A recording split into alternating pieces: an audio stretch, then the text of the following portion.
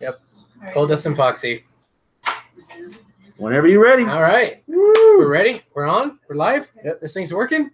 Let's do It's this. working. Oh man, we're like all the black shirt crew today. Yeah. Representing. All right. Live from Studio 511. It's a 200 and what are we 67. at? 67th edition of Houston Wrestling Radio. This is Abel. This is Abel. This is Abel. What? Yeah. No, you're not. The only thing You're worse Chris. than one of you is three of you. That's That's what's the fuck. up. That's Chris. That's Arnold. And that's Jesus. Abel. I'm Abel. The one and only. Me. I'm Abel. If you're joining us live, thank you so much. We very much appreciate it. Make sure you hit the old subscribe button and turn on notifications. That way you know whenever we jump on every single time, you get a little notification on your phone. If you are not watching us live, that's okay. You can still interact with us on Facebook, facebook.com/Houston Wrestling Radio, or on Twitter at HWrestling Radio, or just, leave a comment right here in the old YouTube comments section. Now, if you're on live, log in right now, and I'm going to be pulling you up, and you could interact with us. Talk to us right here on the instant chat messenger, whatcha-who's-its, and That's exactly what it's called. that's exactly what it's called. You could, just say hi, ask us questions, talk shit, Keep fact him busy. check us. It'll keep me busy. If I see you in the chat, I'll try to involve you in the show as best as I can, and it just makes it fun for everybody involved. So, ding. All right. New Jericho Pro Wrestling. WrestleKingdom 12. Okay. How much of it did you watch, Arnold? I watched. I'm mathematically 40% of it. Yeah, I watched 4 out of 10 matches so far. I think that's What about you? I think I'm around the same area. I watched the Jericho Omega. Of course. I watched the Cody Ibushi. I watched the Young Bucks tag team match. I watched Jay White against Tanahashi. no. I watched Okada that. versus Naito. I watched part of that one. I guess by math, part of that and part of the junior heavyweight match. And that's it. Okay. What about you, Sunshine? I watched the 4-way. I watched Jay White versus Tanahashi, Jericho versus Omega, the main event, Okada versus Naito, and I know I'm forgetting one. The never open weight. I think you said you saw that one. Maybe. I don't know. No. Whew. What did Okay. you see? You saw all of it, didn't I you? pretty much saw everything. Dang. I fell asleep through a lot of it when we left Freaking 2 last in the week morning. recording too. Yeah, if it was 1 in the morning was a Rumble, the opener, and then 2 in the morning, and it lasted till about 6:30 in the morning. No. Yeah. I was because no more than one person can log on at the same time on the account. Mm. I was able to log on at like 7:30 or 8, and you were already off. Oh So, damn! yeah. Like you really like right behind me. Well, yeah, my Right. wife had Per a usual. medical procedure done, and so I, of course, took my phone so I could be watching wrestling while she's under the knife. Yeah. Hashtag So support. yeah. I watched that while she was in getting stuff done medically, and I watched it. We couldn't get like somebody to watch Penny in the morning before, Oh, yeah. so like she was asleep in the back seat while I was watching it on my phone, like propped up, and I was just while the car was on, just polluting the world. It was cold that day too. Yeah, geez. So yeah, it was awesome. What match do you guys want to start off with? Well, I think the most relevant match, obviously, is Cody Jericho. versus oh yeah. Well, I would say Jericho versus Omega. That's the match everybody's talking about going into and coming out of. 1, 2, 3. The first word that popped into your mind after the match was over. It was fun. What about you, Fun. Arnold? Nice. What about you? Wow. Wow. Okay. Yeah. Why wow? You took out Kenny Omega's strengths within the first 2 minutes of the match. Okay. Kenny Omega's a viper. He runs at 150 miles an hour. He's fast. The biggest worry we all had building up to this was Jericho, even at his best, is about 1,000 RPM shy of Omega. Okay, And right off the bat, the no DQ helped him out tremendously. Slowing him down, taking him to the outside, talking all this trash, sitting down, copping a break. You know, I've never seen Jericho in a match like this, where he's where it's like lay the SmackDown on PS1, you know, where you're like all over the place, and he's soaking it up. He's like, it was very Attitude Era. He's teaching everyone in the locker room how a heel's supposed to be. Yeah, good Lord, was that fun to watch? Every old school heel tactic accentuated who he was in that audience, in that space, because like he was supposed to be the heel coming over and just, you know, but it was kind of weird because it was a little bit of like, oh, you think you're the top heel, Omega? I'm going to out heel you and show you how a real heel does it. So it was a heel versus heel, and it was like two guys from Canada in Japan fighting for it. For a US belt. For a US belt. And it was like, technically the Japan audience aren't supposed to like either guy. And they like both. But yeah, they like both, but I think they really started siding towards Omega. Yeah. Which is the guy that they're more familiar with as far as like who's there. So it was a very interesting dynamic, and given the dynamic, I thought the match was very well thought out. They accentuated the positives, downplayed the negatives. You just said it yourself. Jericho's probably 1,000 RPM short of what Omega could do, you know, once he's redlining it. But you didn't have to redline it the entire time because of all the shenanigans, and the shenanigans were entertaining. So, yeah. Yeah, I like... Now, me and Abel had a discussion because there was one thing that bothered the shit out of me out of this match. It kept it from being a 10 to me. But after talking to it was back to a 10. Okay. It was a no DQ match. Halfway through the match, there's a Walls of Jericho going on. Kenny Omega goes for the rope break.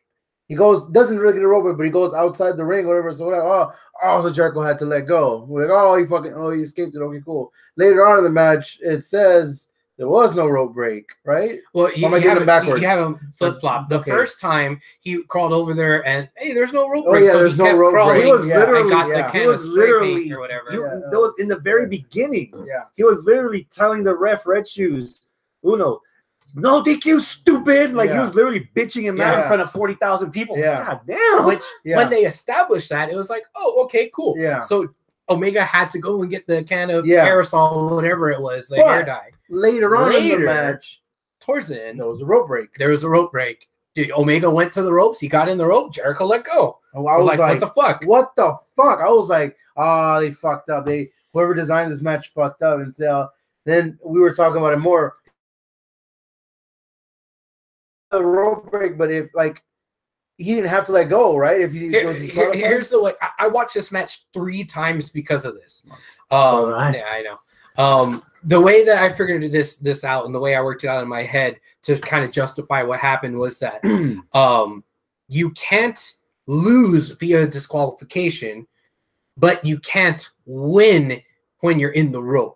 So like if you normally you go to the rope and there's a rope break, the ref starts counting 1, 2, 3, 4, 5. He hits 5, you're disqualified for not letting go. But here you can't get disqualified, so there's no point in him counting. But if Omega in the ropes were to give up, it wouldn't count because you know it's the rope break. So you can't get disqualified, so you can't lose, but you also can't win that way. You can't win if your opponent's in the rope break. So that's kind of how I worked it out in my head. The other theory is the second time around when Jericho did it and Omega made it to the ropes and there was a rope break, I think it was like maybe in the kayfabe of it all, you could say Jericho just forgot him by instinct. Oh, fuck, he made it to the rope and let go. You know, and Jericho fucked up and not the people booking the match had the oversight of, oh, we did this before in the match and then we did it again, forgetting the rule. That's very nitpicky what we're talking about. It is kind of nitpicky, but damn, it was a thorn in my ass. Yeah. After the match, that's stand up. Yeah. That's what I kept thinking about. And I watched the match first, and then I watched the match with him again. Yeah. And then I watched the match with them too over there. But while I was watching it, I could not wait for that part to happen. So that's when I went pause. Hey, let's talk about it right now, because it was like, dude, what the fuck, you know? Like, I really want to talk about it. Now that I talk about it, it's cool. I mean, it was fine. Dude, that code breaker was the best code breaker. Oh, that code breaker was awesome. Oh man, he sold it fucking. After beautifully. seeing Brian Kendrick have his orbital socket obliterated earlier in the week, I so totally thought, I was like, there goes another orbital socket. See ya, Omega in like what, six months? Yeah, because Omega doesn't crash down with Jericho and like take the impact. Up. He like fish flops. Yeah, and like lifts his legs up, so it looks like it's like a bottle of water just. Yeah, it was fucking it raw. Was nasty. Yeah, in a good way. And then the old school Lion Tamer. Oh man, I marked out for that. Yeah, I love the Lion Tamer. Always hated the Walls of Jericho. I thought it was like, it's a shitty Boston Crab. Well, it's a Boston Crab. Even then, it was like a too long of. I don't know. I never liked the way he executed it. Okay. The first person I ever saw use the Boston Crab was Rick Martel, random, and he did it badass. So shout out to Rick Martel. Yeah, that was the bar. And yeah, he came nowhere near. But that Lion Tamer was like, whoa, damn, that was fucking badass. Those totes brutes. Did that deserve to main event over Naito versus Okada? Yes. Because, retrospectively? Oh. Well, go ahead. I'm sorry. I didn't mean to jump. Yes, because I didn't even care about that match after that. Like, I didn't care what was after that. To me, just looking while the match or whatever it was on, I didn't care about anything else after that match was over. So, yeah, it's in my opinion, my humble opinion. Yeah, I think it should have main evented. But I see why it didn't. I agree with you. Again, you and I kind of have this different perspective where we don't regularly watch New Japan. Like, I make an effort for WrestleKingdom. You try to bamboozle me into watching all the stuff from G1 Climax this year, and it didn't really happen.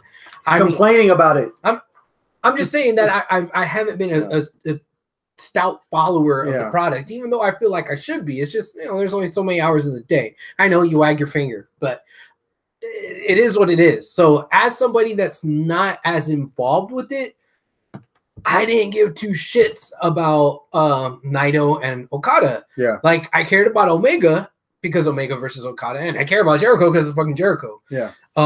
So I know that bias is in me.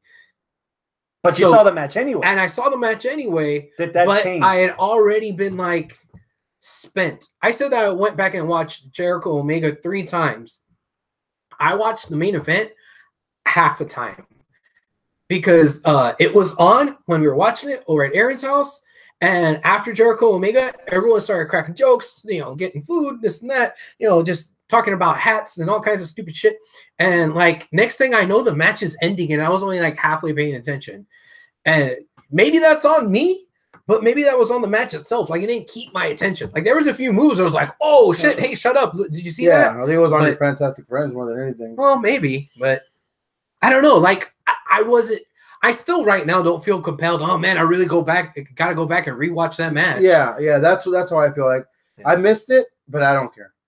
Yeah, that's kind of how I feel about it. The one match that I'm really bummed that I haven't seen yet is the 4-way for the junior heavyweight, because I came in and ruined my fucking experience. He was watching it at work. Yeah. Chris, what about you? I know you probably have more stuff to say about that main event. Early in my concert history, there was a show that came to town that was Deftones and Thrice. All right. Deftones is a whole lot more popular than Thrice. Right. And I know some Deftones songs.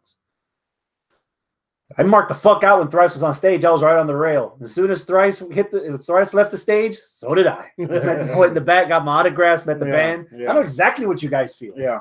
That you guys checked out after Jericho versus Omega, because that's really 90% of the populace here in this country is why they were watching. Yes. Right. It took whether you either made time, wanted time, or you were curious that, oh shit, if Kenny Omega can have a badass match with Okada, then can Okada have a badass match with Naito? But I don't blame you guys 1 second. Again, I saw Jericho versus Omega 3 times this week. I saw Okada versus Naito 2 hours ago. For the first time? Yes. Yeah. For the first time. 2 hours ago. And this coming from the guy that stayed up till fucking 4 o'clock in the morning to try to watch everything Because I was live. passing out so much, and after Jericho versus Omega, I told Scott, man, just crash. Either you want to crash on the couch or crash on the bed. I'll take the leftovers. This is it. I can't do it. And you was zonked out. And the name value of Okada, there was something a little off in this match. Okay. It just, to be honest, I hate to say it about Naito because it would have been this 2 times in a row, but this is one of those moments. This is like WrestleMania 18. You can't follow Rock Hogan. Yeah. And as good of a match as Jericho Triple H was to end that show, everybody went to see The Rock versus Hulk Hogan. And at the end of the day, this is what this felt like. As good a match as that was, by no means was it a bad match. It was not a bad match. How but nice. You're gonna put that up against fucking Jericho and Omega? We had this last week. It's like, who would you vote for? Yeah. Omega Jericho, duh. Yeah. You know, it's a no-brainer. And it's ironic that it's Jericho now stealing the show. Yeah, that's what I was about to say. How nice is that for Jericho, who got upstaged at WrestleMania 18, to be the one upstaging WrestleKingdom? That being said, that's nice for him. As interesting and fun a match that I enjoyed with Jericho and Omega, I think he's going to have an even better match, Jericho against Tetsuya Naito. The next night on New Year's Jazz, Jericho just beat the hell out of Naito, and the rest of the go. And I was just sitting there like, who the fuck is that guy Gene over there beating the hell out of our dude? And they just sat there like a lump of coal. But Naito's more of Jericho's speed. Naito's more of Jericho's charisma. Naito, for all intents and purposes, could be a Japanese Jericho. Yeah. You know, so both of those guys back and forth, building up to whenever their match is going to be. It's not going to be in February, but down the road. Gonna be fun as shit, dude. So I'm looking forward to that. Ryan, welcome. Robert, Aaron, welcome. Fuck you. No, it's Aaron. So everybody's kind of chiming in here. Robert says Jericho Omega was awesome, but the title match was a solid main event. Naito definitely has the Stone Cold vibe to him, as I said. Ryan says, I don't watch New Japan at all, LOL. That's okay. Aaron says Young Bucks versus Roppongi Vice, Roppongi 3K was amazing. And he said Okada is boring. That was number one. You're right. Okada is boring. He needs something like Randy Orton to get him out of boring. I was about to say he's Randy Orton. Yeah, he's Japanese Randy Orton. Yeah. If Tanahashi is Japanese John Cena, then and here's where the one thing I did notice that I think is a positive throughout a lot of the WrestleKingdom match card was that there was a lot less puroresu and a lot more sports entertainment. Oh, that Jericho match was a lot. That Jericho Omega was literally Omega's audition to show up to WWE this year. Yeah, that was his interview. Okay, which I don't mind because a lot of that stuff around the entire card was played out really well. There's a young guy, I forgot his name, Kitsura. He was a number 2 guy in the Battle Royal. Huge buff, almost like a Japanese Batista. I was like, man, if Vince is watching this, he'll hire that guy in a second. Fresh out the New Japan dojo. He won the Hot Star or something from last year, so he has a tournament within himself to see if he can have a winning record. Dude, there's a lot of talent in New Japan, and there's a lot of people that can fit in WWE right now. And I saw a thing that said the guy, I always forget his name, the guy who runs New Japan, Goto. Yeah, and it was what I've been saying to my friend Paul. He's like, oh, New Japan's going to take over. Oh, man, WWE's doomed. I'm like, dude, shut the fuck up. This is what's going to happen. They're going to fucking work together because they're going to be smart. The competition is badass, but a friendly competition like you. Everyone wins. It's not the first time. Yeah. Well, because, the miserable TNA and New Japan thing. Jushin Liger at TakeOver. That's what I wanted to revert to. They're already kind of like, hey, have this guy for a bit. You want to make Kazuchika Okada interesting? Have him turn on Gedo. Gato's been riding Okada's coattails for at least half a decade now. Especially if people know if they want to play that WWE route and let people know behind the curtain, like, hey, that's actually the guy in charge of making everything. Yeah. And now Kazuchika's like cutting him off, like he's not gonna make his bread money anymore. Dude, that can get attention. Juan, welcome. Scott the Scott. Welcome. About time. Yes.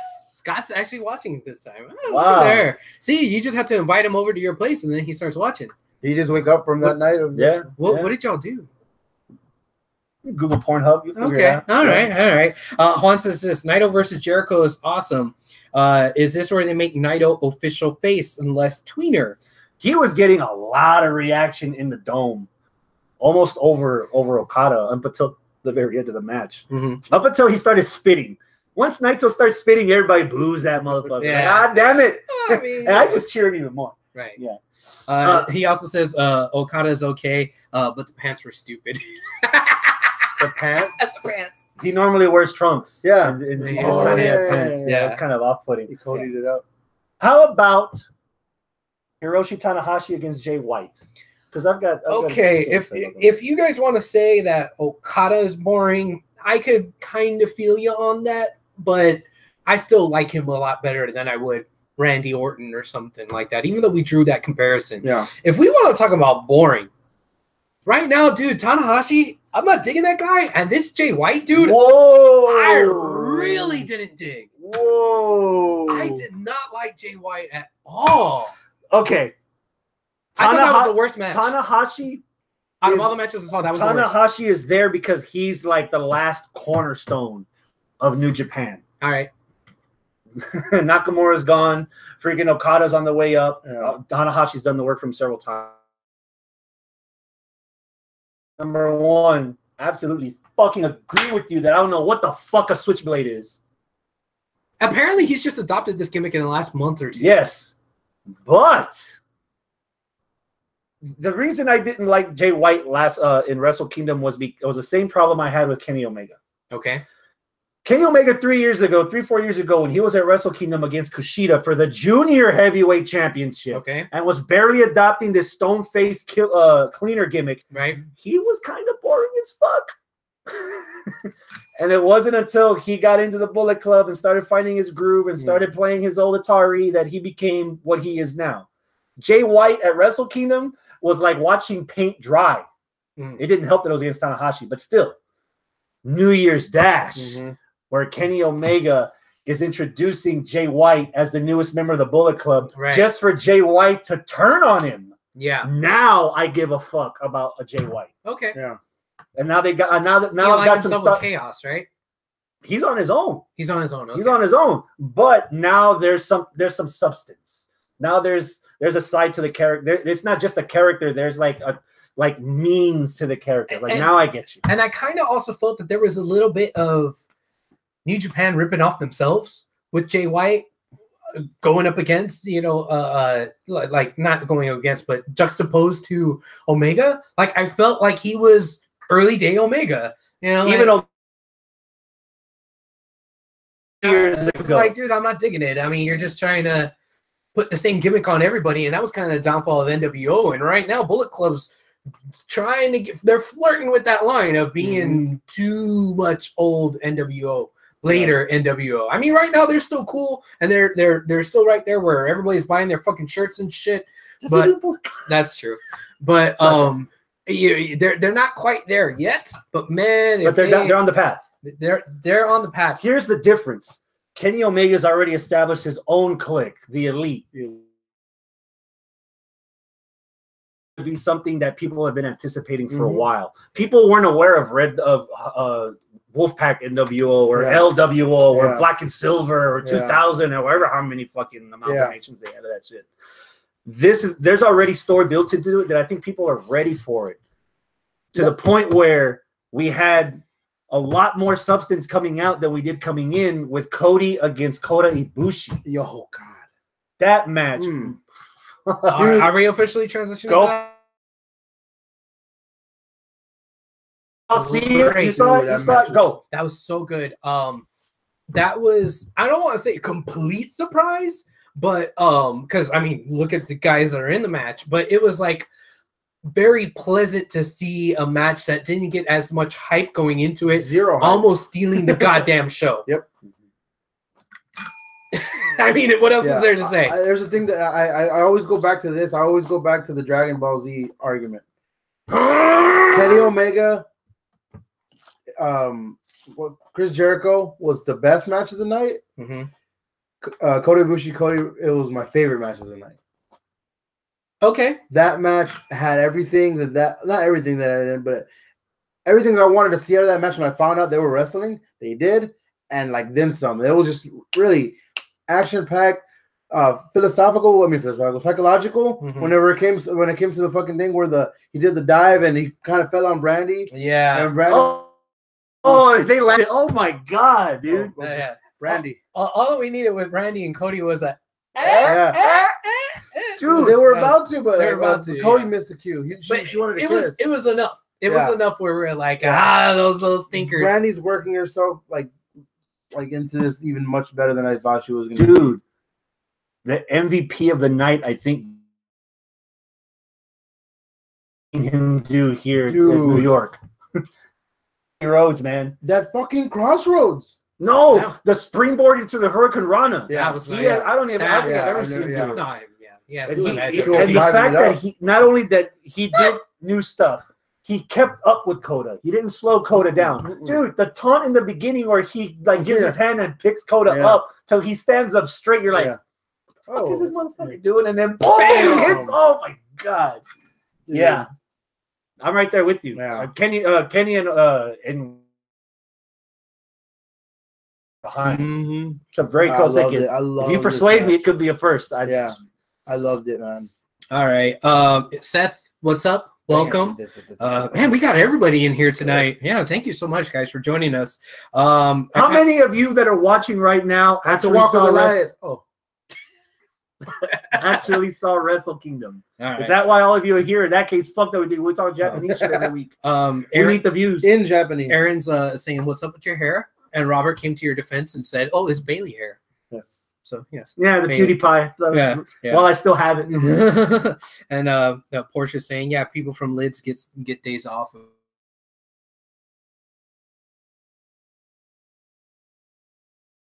So, I guess we'll see. There it goes. Okay, it should be fine.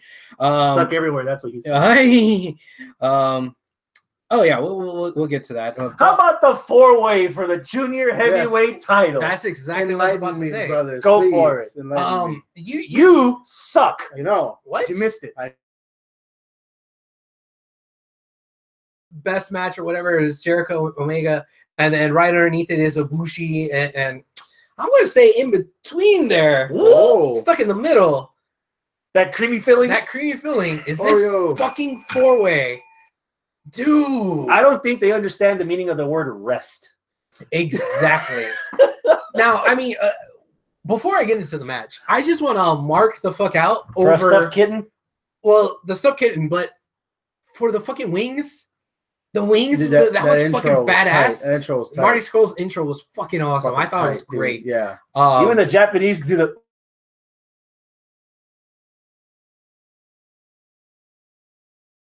Yeah. Marty Scurll. In fact, I think this is the second time I've ever seen him wrestle. I was impressed with the richness of the character as Marty Scurll. I mean, we know him as Party Marty. Yeah, I know him from the show The New Girl. He's that guy, isn't he? But dude, I dug his character. I know a lot of people have been talking about his character that, oh man, you need to check him out. He's, whatever. And I was like, every time somebody tells me, hey, this is really good, I fucking watch it and, just try to nitpick. And with this, I was like, damn, that character's fucking badass. Mm-hmm. I'm down. Before he did a single wrestling move, I was already in. I was already like, yeah, I like this guy. Yeah. I like this guy. Yeah. And then getting into the match itself, aside from the pageantry and the character, the match itself, fuck, dude, you're right, man. They don't know anything about rest, man. They were just going bang, bang, bang. All four of them got knocked out, and then they're trying to catch their breath. Dude, I've never really been the biggest fan of Hiromu Takahashi. Mm-hmm. I don't want to sound derogatory when I say is he the one with hair or without hair? He comes across as the least masculine of all four of the guys. He comes out with a stuffed cat, and he's over here with his hair around, has a mask, and I was like, I don't get it because I haven't been watching it religiously. Commentators do a good job of filling me in. The freaking Battle of Folly tore the cat apart, and he had to put it back together. Yeah. he impressed me the most. I already know what an Ospreay can do. I already know what Kushida can do in 8 different time zones. I know what a freaking is. Yeah. But Hiromu Tanahashi, even when I was reading the matches last week, I was like, this match is gonna be awesome. Oh fuck, Hiromu. But dude, all 4 of them held their weight. Yeah, all of them. I mean, maybe some actual hardcore fans of New Japan are gonna be disappointed with who won. I'm not, because I don't have a horse in that race. I was just fucking entertained. I accidentally spoiled the ending for Abel too, because I thought he had seen it. So I was like, "Oh, hey, Marty Scurll lost his belt. Oh, thanks. Oh shit, sorry." Yeah. So he did tell me that, so I knew Marty Scurll. I saw that before. I saw that spoiler before I even saw the Omega and YT. To be honest, I didn't even know he had a belt. Yeah, I mean, that's just how not in the know I am for New Japan. But I mean, if you guys were to have been in agreement, I would have been okay. I'm with you on there by saying that this was actually the best match of the night. Okay, that's wow. I haven't watched the full match. I've only watched 20% of it. So okay, I have to rewind. I mean, if the default is Jericho Omega, then okay. But if we weren't going to go with the default, I would have argued this match. Okay. Who saw the car crash Goto?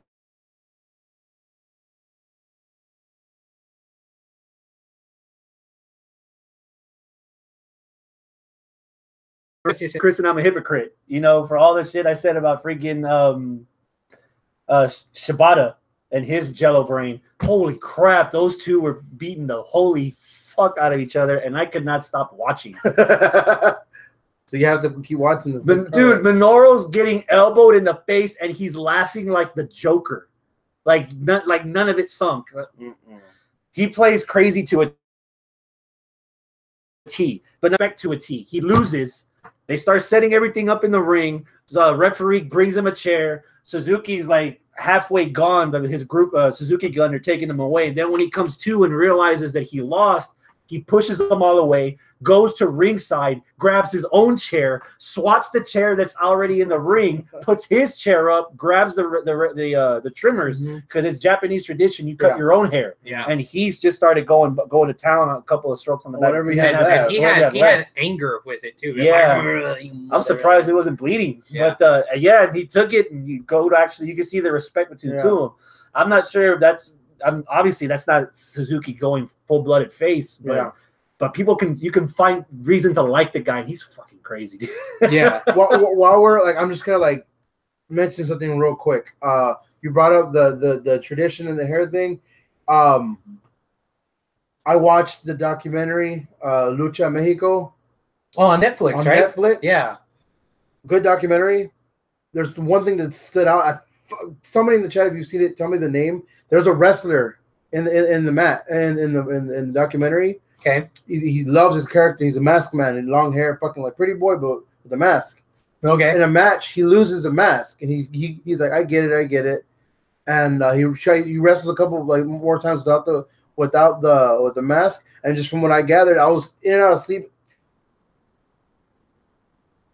I don't know if he overdosed, killed himself, or what, but I think he that ties into he couldn't deal with the shit after losing his mask.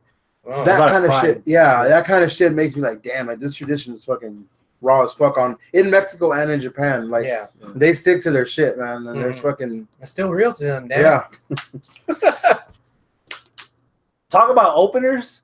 Young Bucks against Roppongi 3000. I did not see that. That was a fucking good match, dude.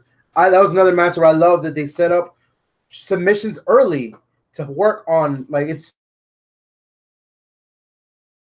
something on the body part that you're going to end the match with. So the backs, so it was all about the lower backs.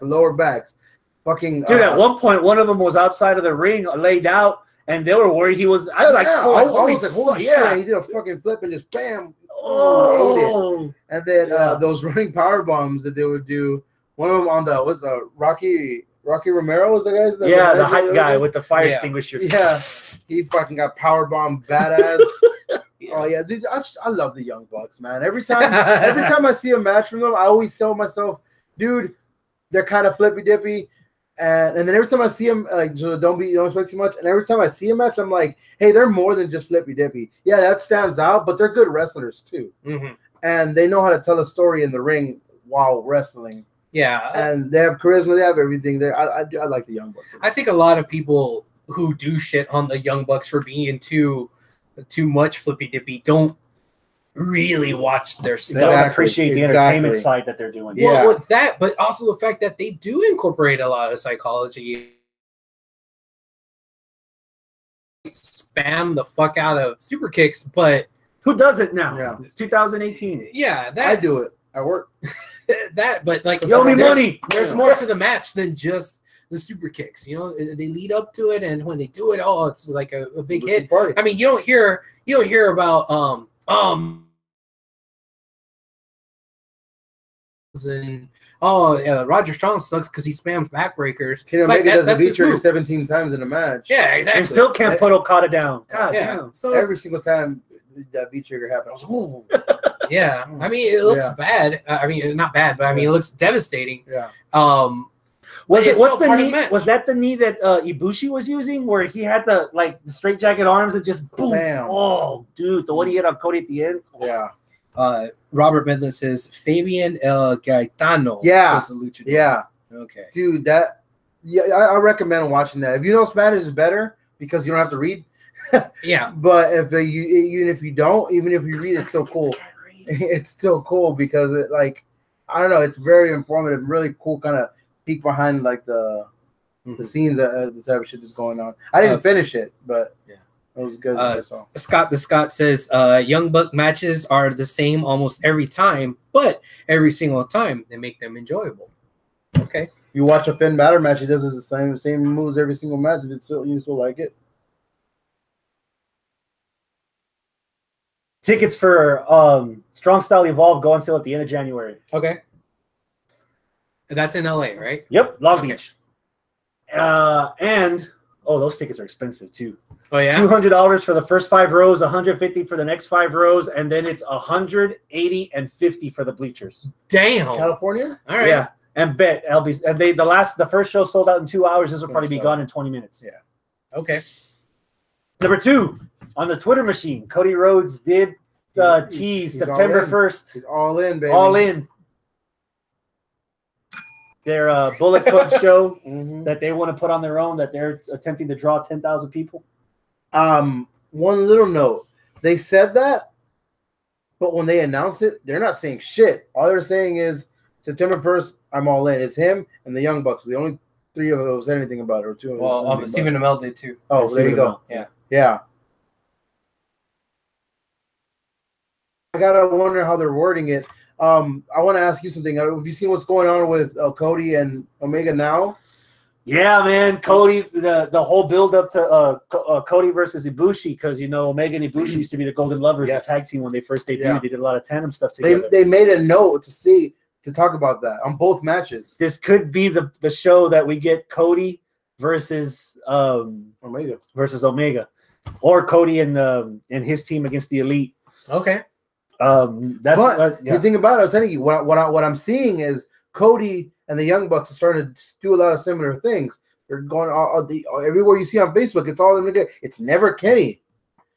So I don't know, man. Dude, one of the loudest pops the entire weekend was when Kota was about to get killed and Kenny runs in for the save and gets face to face. That crowd popped, dude. Yeah. If you were to multiply that was New Year's. That was New Year's Dash. Yeah. What happened there exactly? So there was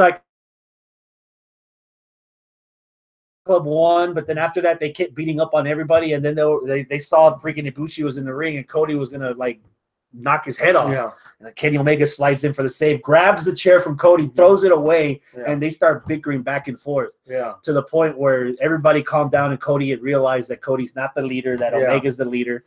And then that transition to, you know what? I'm tired of all the back talking. I'm tired of us not being on the same page. I know what we need, a new member.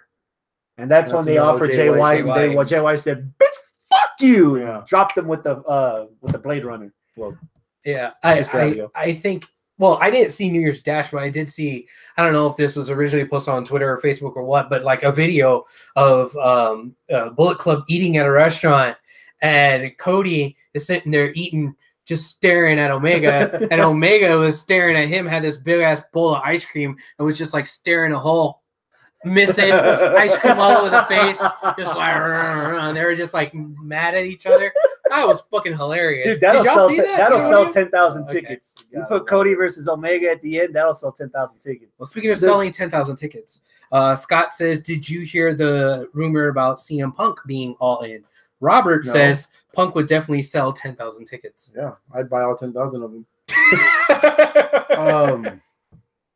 Yeah, it leads me to another question I had, because every year or every couple years, somebody new debuts around the Royal Rumble time or at the Royal Rumble. That's the main one was AJ, and you got to even think even since last year, everyone was kind of, hey, is Kenny Omega going to come to WWE? He didn't.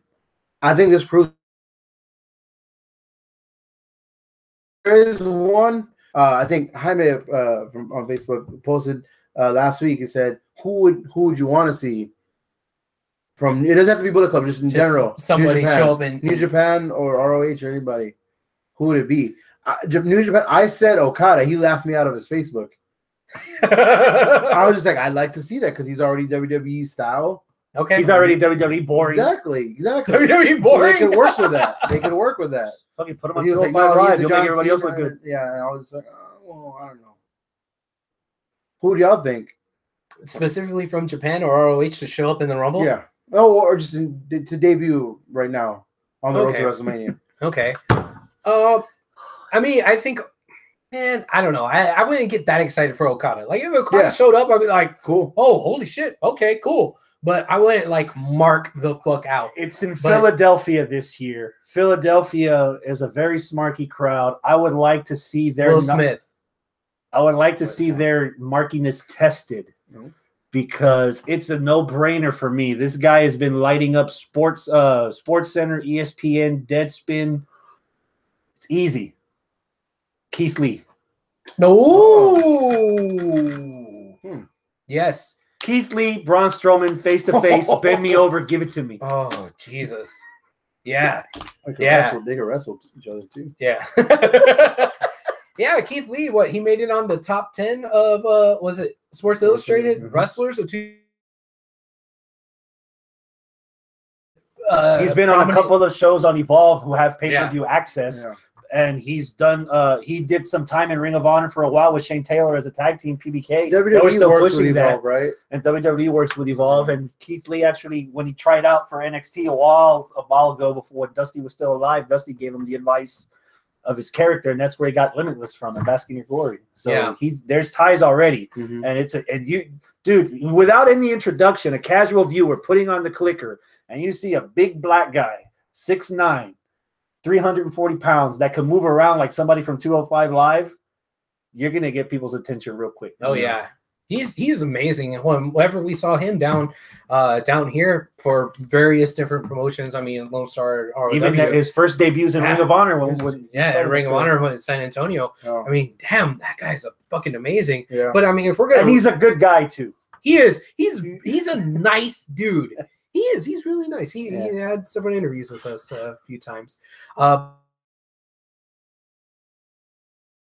The War Machine or War Beard, I guess maybe they'll call him once they get to WWE. Yeah. But the Highlanders. The Highlanders.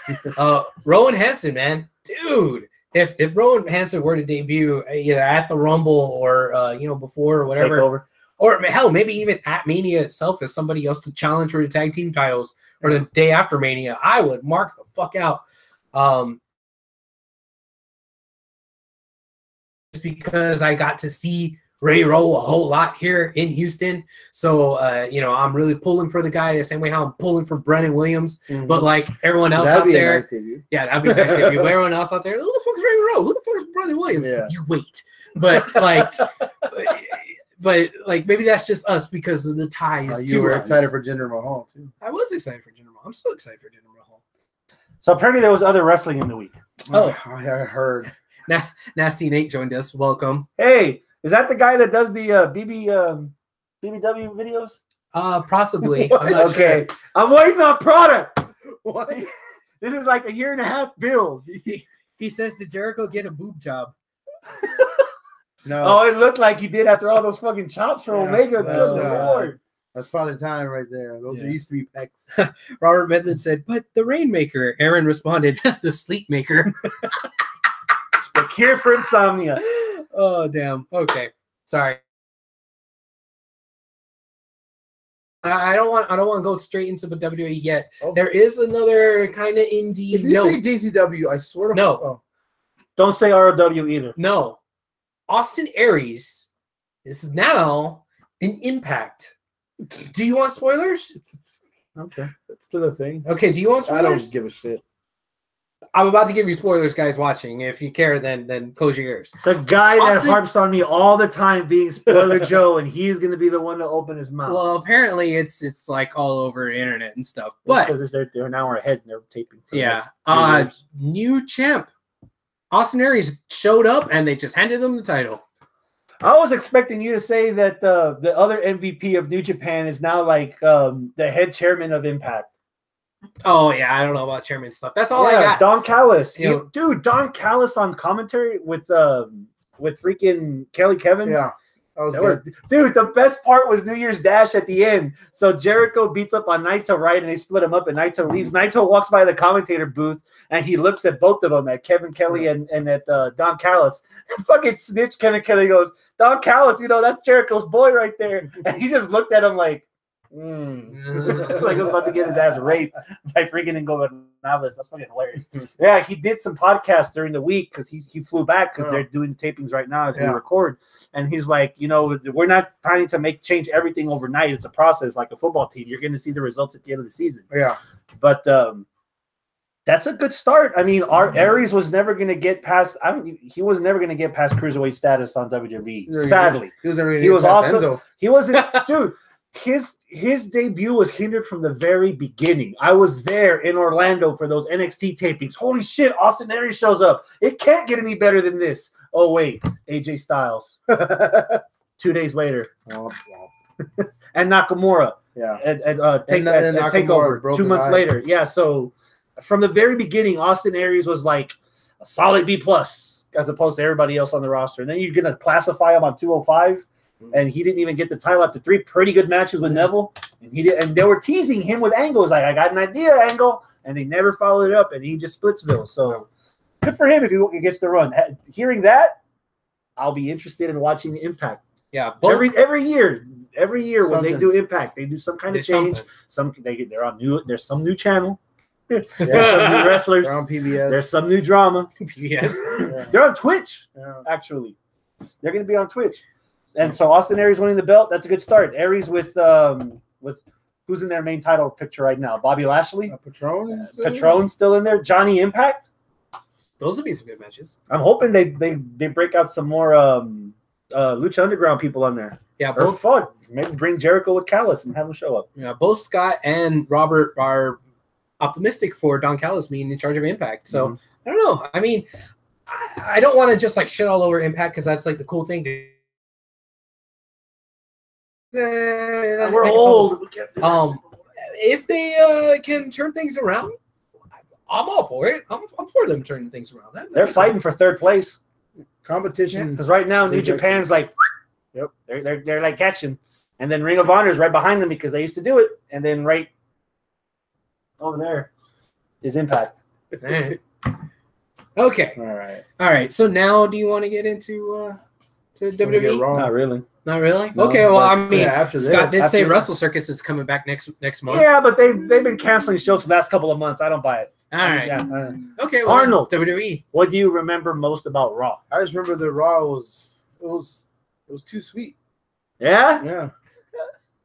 Can't even do it right. Fool can't even do it right.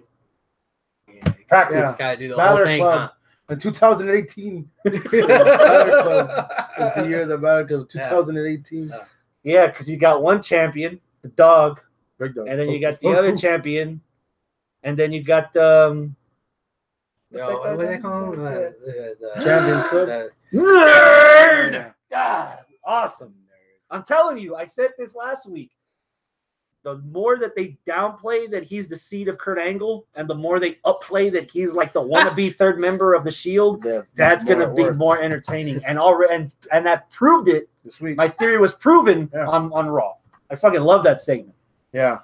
I love just like the casual mentions like Tamatanga, fucking like just dude, it was just cool to watch. Tamatanga.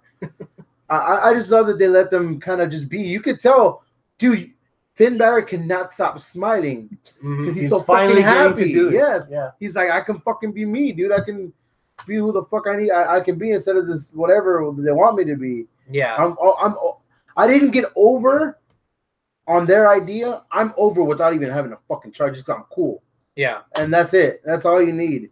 And just that just showed you. All you had to do was let them be. Gallows and Anderson over. Although that crowd sucked.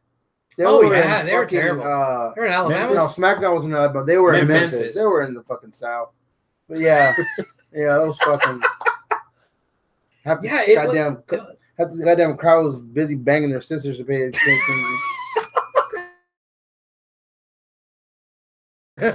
I'll be there in 3 weeks. We'll take a lot of magnums. Yeah, man. Yeah, the crowd ruined a lot of this week's wrestling. Honestly, it did to me. For WWE. Yeah, for WWE. The main event was a good match too. I love the Jason Jordan kept like hindering them. At the end, it was like, the fuck, dude! Like, stop being a dumbass, dude. I absolutely love what they're doing with Jordan, man. Yeah. I think sometimes I feel like I'm the only guy saying this. They're working Jason Jordan perfectly to a T with what he is. Everybody hated Kurt Angle because he was this nerd who tried to be cool, but he's not cool. But God damn it, okay, I guess he can wrestle, but he sucks. But he's winning. But God, fucking hell, he has a title, fucking son of a bitch. Yeah, and that's exactly what they're doing with Jason Jordan, and I fucking love it. Them calling him a nerd is exactly what he is. He's this nerd who thinks he is hanging out with the cool guys. We're the Champ Club. I know we're not the Shield, but we're the Shield guys. Didn't TNA had a stable like that, the Champions Club or Main Event Mafia? Main Event Mafia. No, something like that. Oh, Fortune. I don't know why I'm thinking like that. Well, AJ, Ric Flair, and AJ, Ric Flair, and the Millionaires Club. That was in WCW. That was WCW. Yeah. Millionaires Club. Just making yourself like that. The fact that everybody's annoyed with Jason Jordan is exactly what you want. Yeah. And I think it's working well. And the matches aren't bad. Your highlight from Raw? Probably that. To be honest, I think I agree with Arnold that that was the thing that stood out to me the most. It was a good Raw. Oh, you know what? I take that back.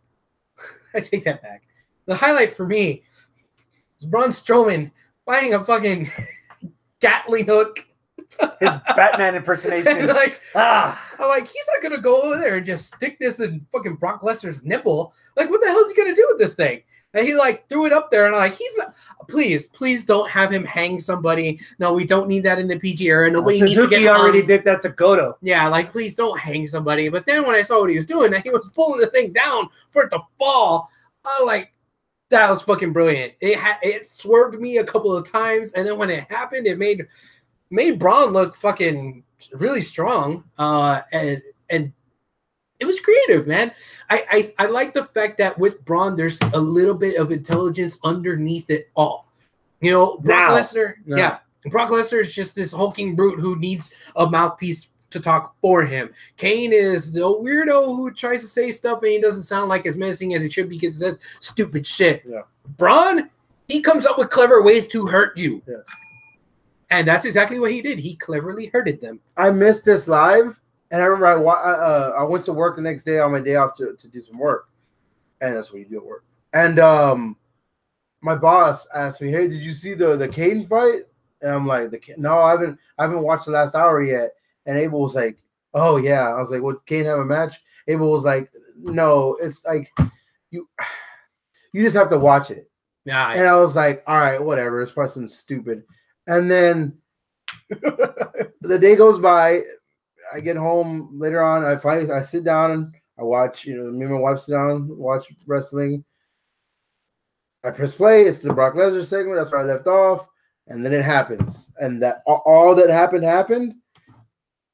And I just uttered 4 words.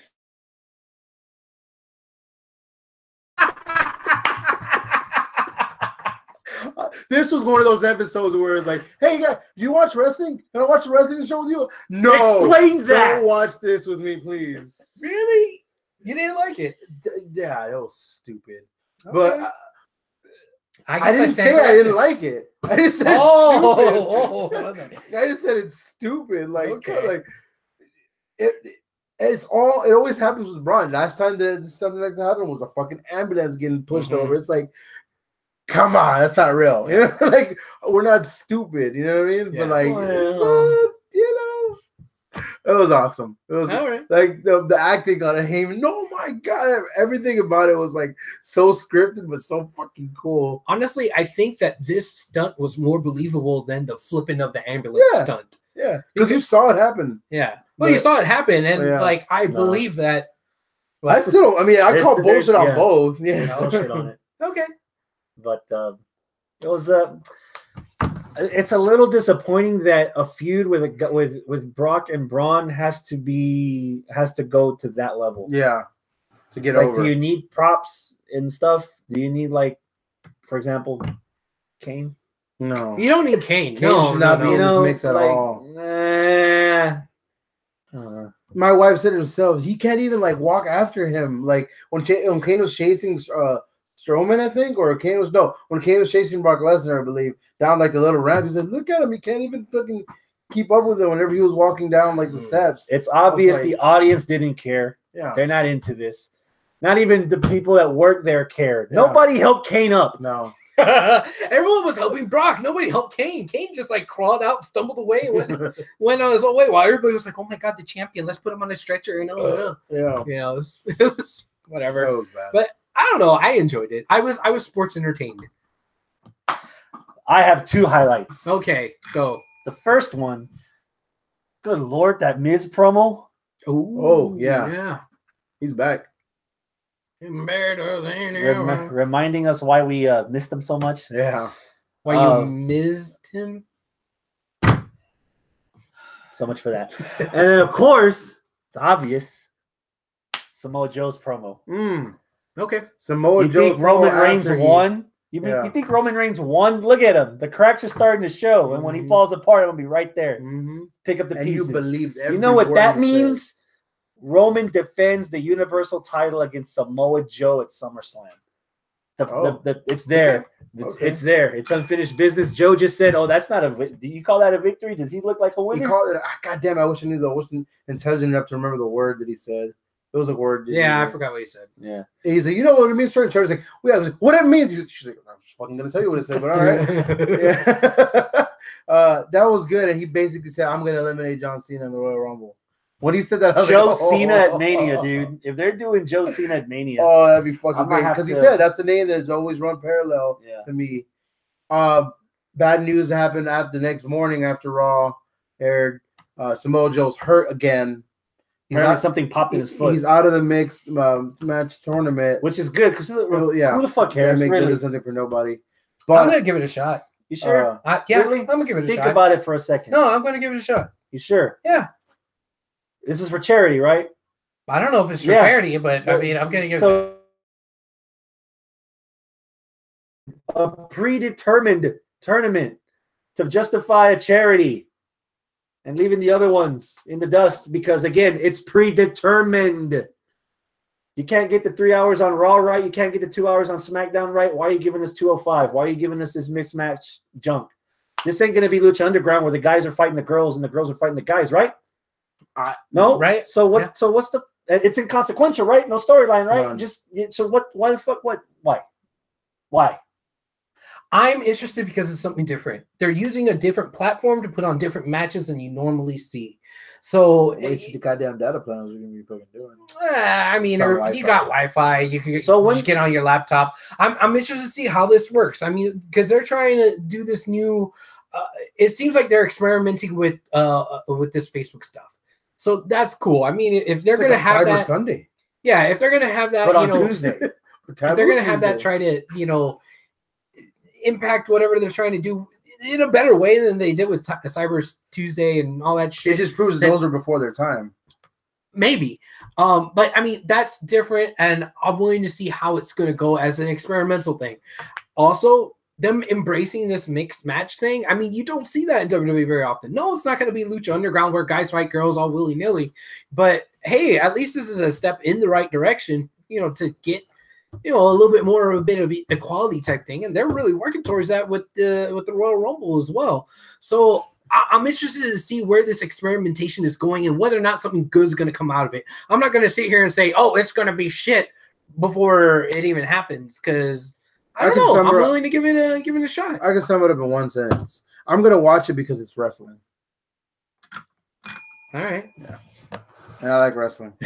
Robert Miller says WWE loves social media platforms. Rest in peace, tout. Now they didn't like it when Zack Ryder was getting famous off of it, though, right? No, because they have to. So we're gonna have another show for Twitch, or we're gonna have another show for YouTube, another show for Daily Motion, another show for YouPorn. How? What's it gonna end? Like, does that? Yeah. I don't know. You can't even. Know. Stuff. You can't get the wrestlers that you've already got on your roster, right? So why are you trying to bring in more? I mean, that's the part that I'm bringing in more wrestlers. Use the wrestlers you already have. It's a way to see different people in a different context. Yeah, I'm fine with that. How about Woken Matt? I dig the entrance music. I was afraid that I was not going to like whatever entrance music they eventually used for him. Yeah. But I think they got it right. I mean, it's not just a solo classical piano and that's it, which is what it originally was in TNA for Broken Matt. But I think paying the homage to it at the beginning, there's the classical piano stuff, and then it go into its own IP that WWE can fucking own, then yeah, it's cool. I understand why they do it, and it sounds like it fits. So I'm cool with that. Him going out there, who did he fight? Some jobber, right? Kurt Hawkins. Oh, some jobber. So yeah, he went out there and fought some jobber. And 151. Yeah. Right? So, I mean, I don't give two shits about Kurt Hawkins, even if he's trying to play up the fact that he's a jobber. Yeah. His first win's going to be for the U.S. title. Oh, God. Intrigued most about Matt Hardy is correct. I've always said was the least favorite Hardy boy. There's just two. Exactly. And I don't even like Jeff. So, yeah, I was never a big Matt Hardy guy.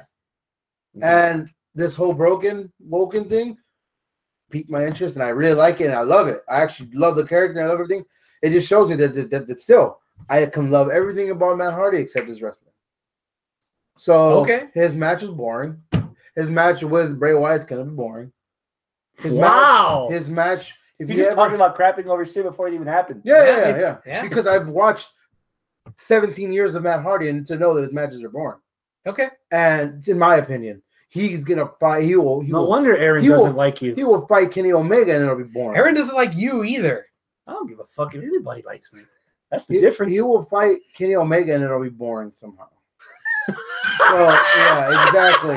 Matt Hardy. He said that joke before. We were too busy blowing Aaron. So Matt Hardy is just like, I love Matt Hardy to just keep doing the character stuff. Okay. And I'll keep watching that and I'll keep tuning in. But once the actual match happens, it's going to be like, okay, cool.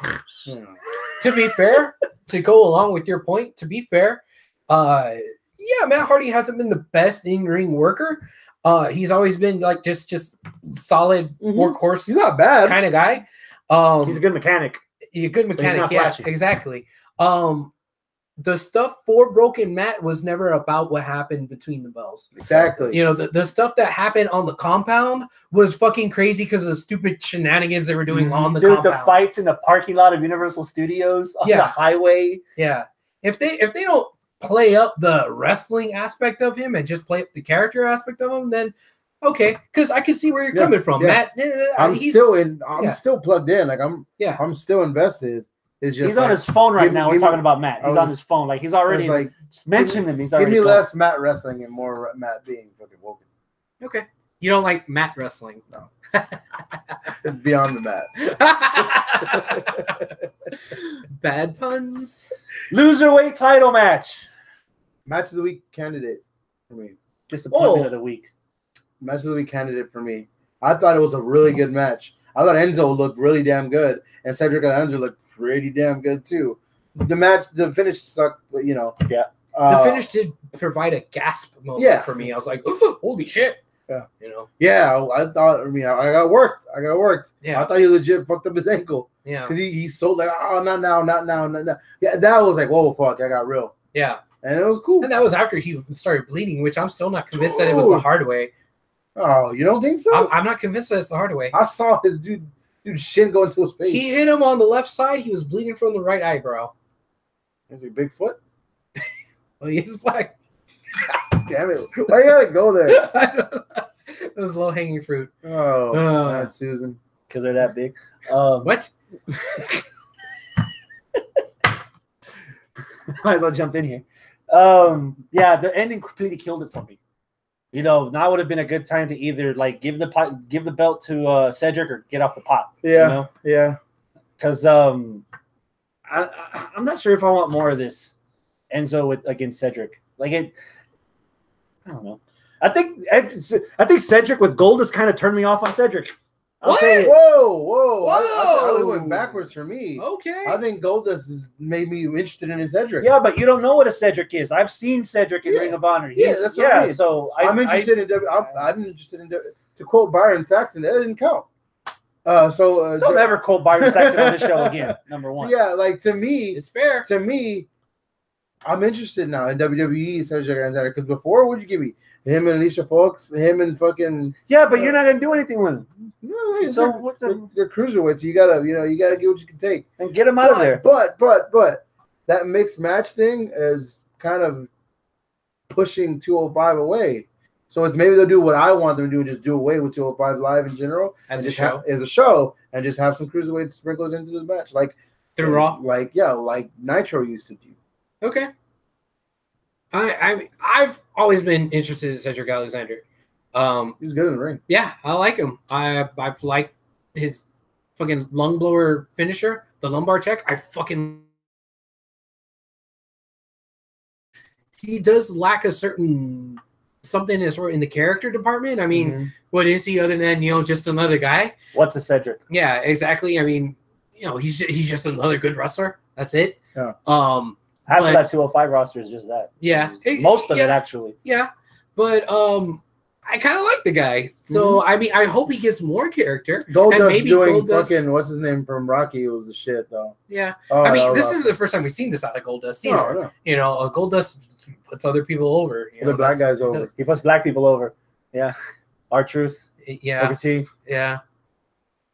There's got to have been somebody else. Cody Rhodes was Brandy. Cody Rhodes. Cody Rhodes put Brandy over. Oh, Brandy. Well, look at mixed match. Dusty Rhodes and the lady who used to come out with it. Black lady. Sapphire. There you go. Is that it for They're all Raw? about diversification. Is that it for Raw? No. Wow. Yeah. Worldwide upset? No. Yeah. That was nice. That was They won something, and hey, Dana Brooke bouncing up and down. That's fucking awesome. But the Bar just got in a match for the tag team titles at Royal Rumble, and they got beat. Don't worry, the tag team chaps also got beat the same night. So, yeah, I guess so. So it's going to be a 4-way or something. Putting the dread aside of that going to be a 4-way or whatever, putting that aside, I'm happy that they're doing something with Titus Worldwide. And I'm happy that we found something to make Dana not only tolerable, but entertaining. Yeah. And I'm sorry, being a wrestler just is not for her. Being a manager, I buy it. Yeah. And I dig it. Nothing wrong with that. Yeah. And she's acting the part. She's going out there being obnoxious, but trying to cheer him on and whatever. And like, it doesn't hurt that she's wearing those low cut, vests or whatever. Oh. That doesn't hurt, and she looks good doing it. Mm-hmm. So yeah. What works for you, and we'll roll with it. And if this puts Titus back in the ring, where Titus isn't just the manager, but Titus is the mastermind behind it all, and he wrestles and he has somebody else do the managing, and he has his own tag team partner, tag team champion, right? Yeah, and if we remember that, he also has another client over in 205 Live, and they become more of a stable. Then, all right, I'm down. Please, let's do something with Titus Worldwide, please. Another random funny thing that happened was the whole Alexa Bliss telling, and I can't believe what Asuka said about you. Like, okay, what did she say? What? Oh, and Do then you know just- Japanese? Yeah, Because she doesn't know English. it's like, oh. But then she still came out and beat the fuck out of Asuka because Nia. Yeah. Yeah. Now I don't need no excuses to beat the fuck Nothing. out of somebody. Nothing. She's not like most girls. No. Random little Absolution got beat, but they look good getting beat in the match against Bayley and Sasha. Like the match was a throwaway match or whatever. But Sonya with the straight long hair. What Yeah, dude. I was like, whoa. I like the color of her outfit. I mentioned that to the girls as we were watching it. Give a fuck about her. Well, yeah, her hair, yeah, that looked good too. But I like the change of her outfit itself. I don't know, I liked it. Okay. I'm not saying that their hair was bad. I agree with you. Plus, the color of her outfit stuff. We weren't talking about her hair. Okay, SmackDown Live. Well, 2 out of 3 falls for the tag titles at the Rumble. Okay. Shush. Shoosh. I'm down. Everybody's with doing it to you now. I'm down with the shoosh. That's pretty cool. I'm glad that Gable has another weird, quirky, dorky, adorable thing that he's gonna do. That's what happened with him and Jason Jordan in NXT. Mm-hmm. That's what happened with them on the main roster. Now that he's with Shelton Benjamin, you gotta find something. And you know what? Because you ain't gonna find it from Benjamin. Yeah, I don't know. Benjamin healing it up was pretty cool too. Shelty B ain't nobody to be trifling with. Yeah. I don't know. Stitches around where he's going. It took him 20 years, right? Yeah. So I'm optimistic about it. Yeah. Yeah, that's a lot of wrestling going on in that match is gonna happen, man. Ryder ain't hype. Oh God, no.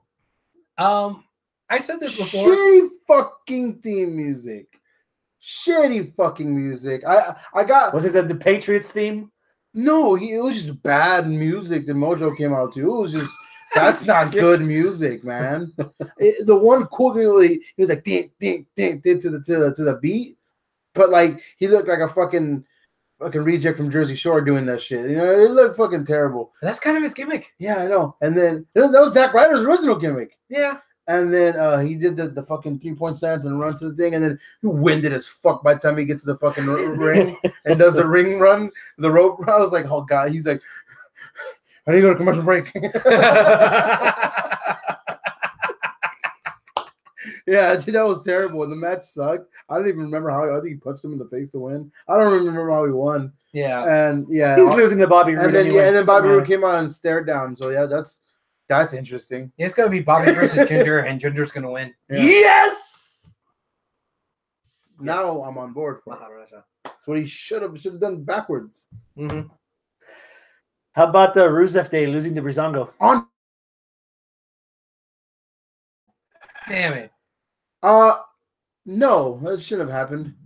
It's all right. You're torn because hey, man, Breezango has been getting shit on after getting over by themselves with all these fucking fashion files, and then and it's all now relegated to YouTube. Yeah, and Ascension got killed. Yeah, so you figured they were going to join them in the grave, but apparently Breezango found the way out.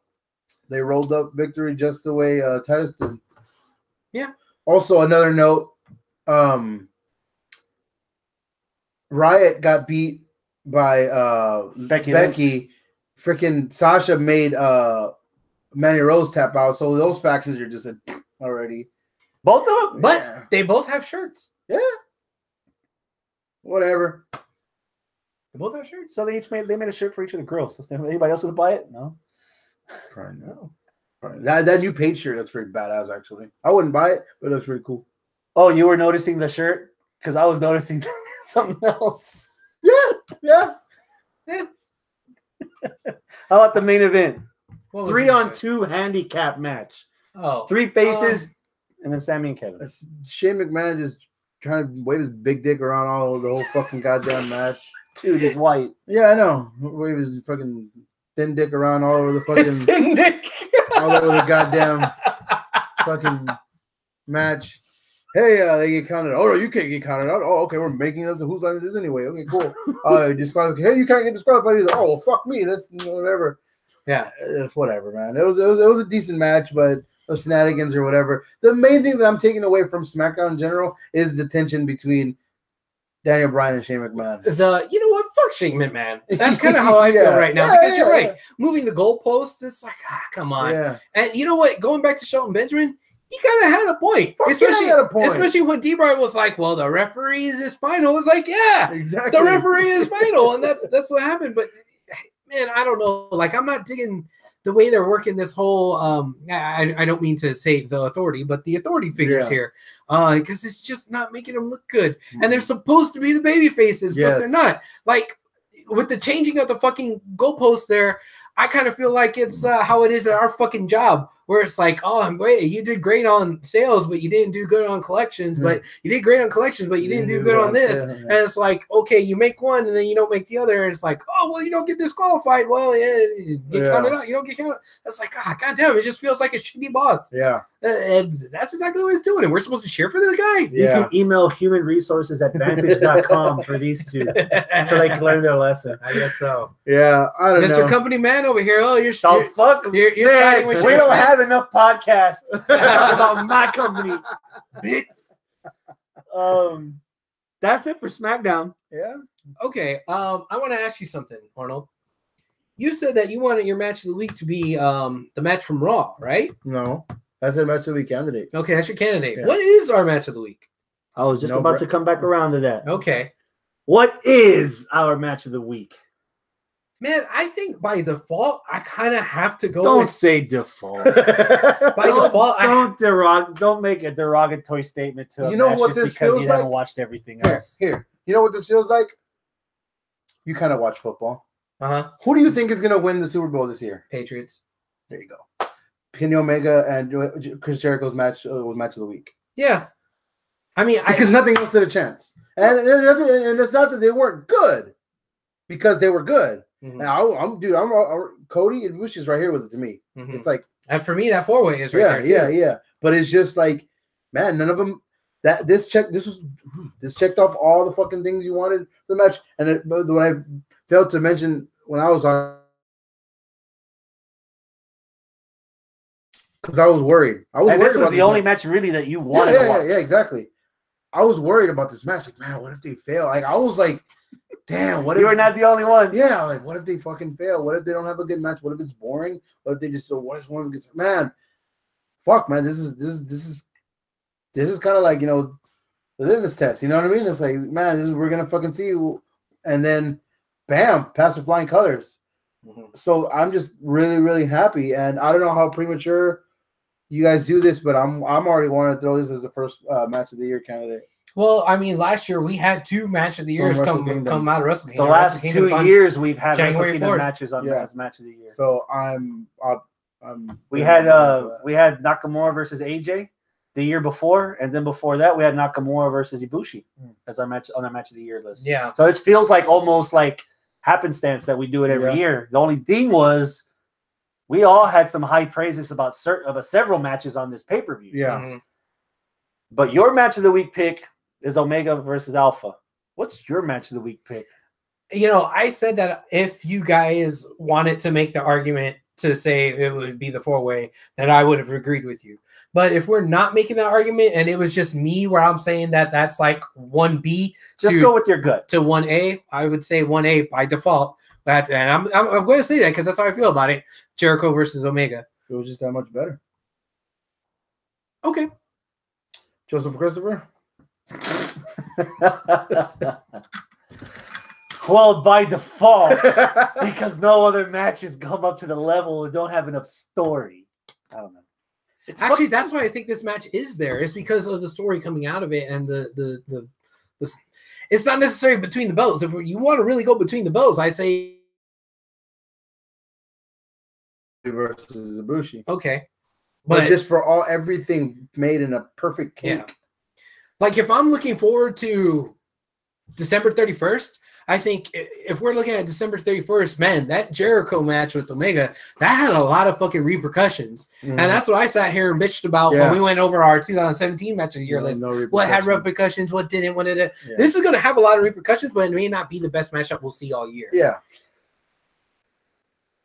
So the problem is, okay. if you guys decide to put this match on the match of the year list, and then come December, we have the same argument that Arnold had last year, where why is this match on the list? Because there were 2 or 3 other matches on this pay-per-view that I thought were way better bell to bell than that. Okay. Bell to bell, not before match. Yeah. Bell to bell. That there's better stuff on the card than that. Why is this here? Yeah. That's why I'm asking you, your gut feeling. What do you think is the best match of the week? Your gut. If you really think from bell to bell is the 4-way, that's your honest opinion. Make it your pick. Wrap it up with both bell to bell, and if you want to, that's where I'm trying to go with. Yeah.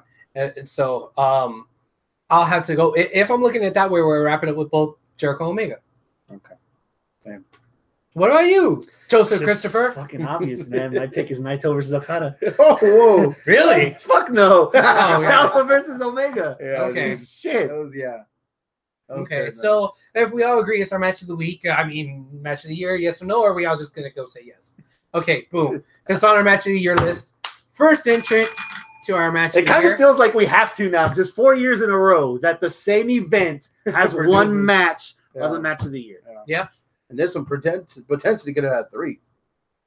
Yeah, I mean, it could have. Like, if you watched one and you watched the other. Yeah. Dick. Yeah. Well, what about you? How do you feel about those other 2 matches that me and Arnold are quibbling over? It's awesome in the moment watching it, but there was so much going on in the Fatal 4-Way that there wasn't much for you to remember. Yeah.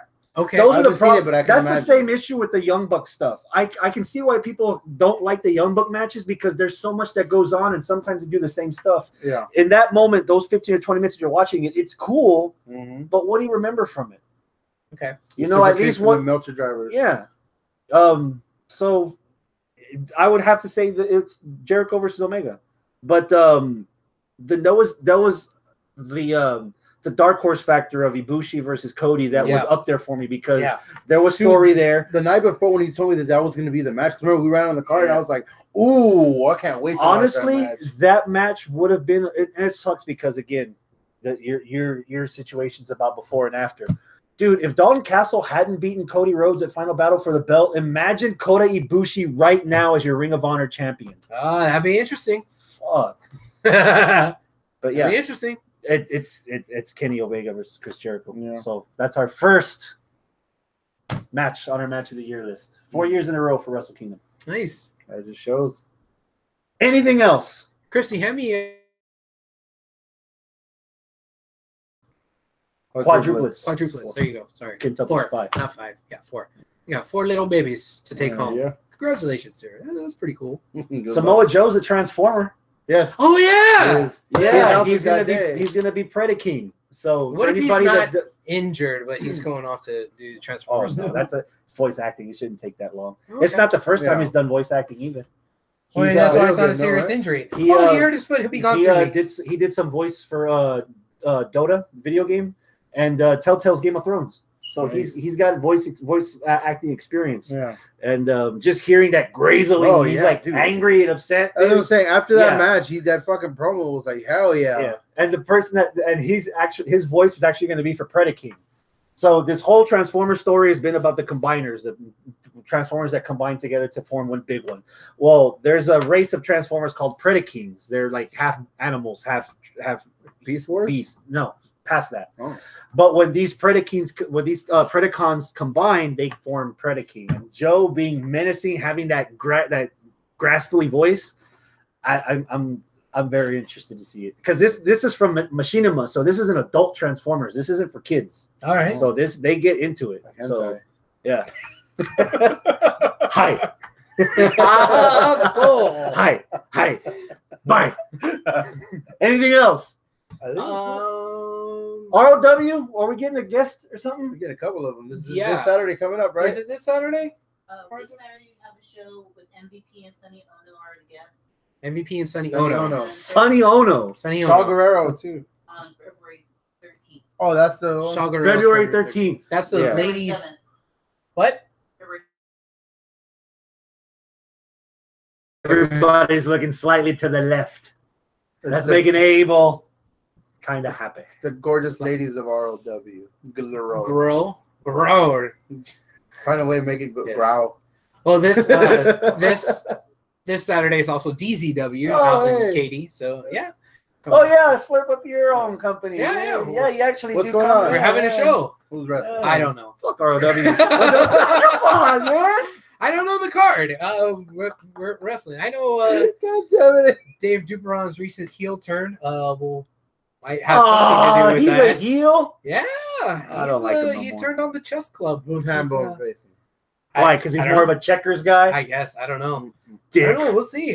So I guess the fallout of Duperon turning his back on everybody will be the thing front and center, unless we want to, that one taping you did. When's that coming out? or the next taping will be the 27th. No. The one taping you did a couple weeks ago. When's that coming out? We don't know.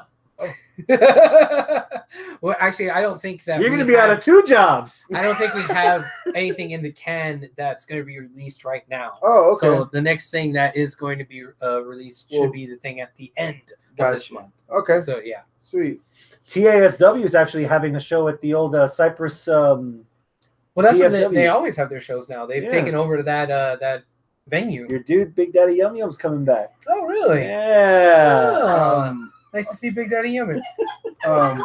Randy Randy loves Big Daddy Yum Yum. Who doesn't? Jaime Sting's doing a show. Yeah, RWR. Yeah, Renegade RWR. Wrestling.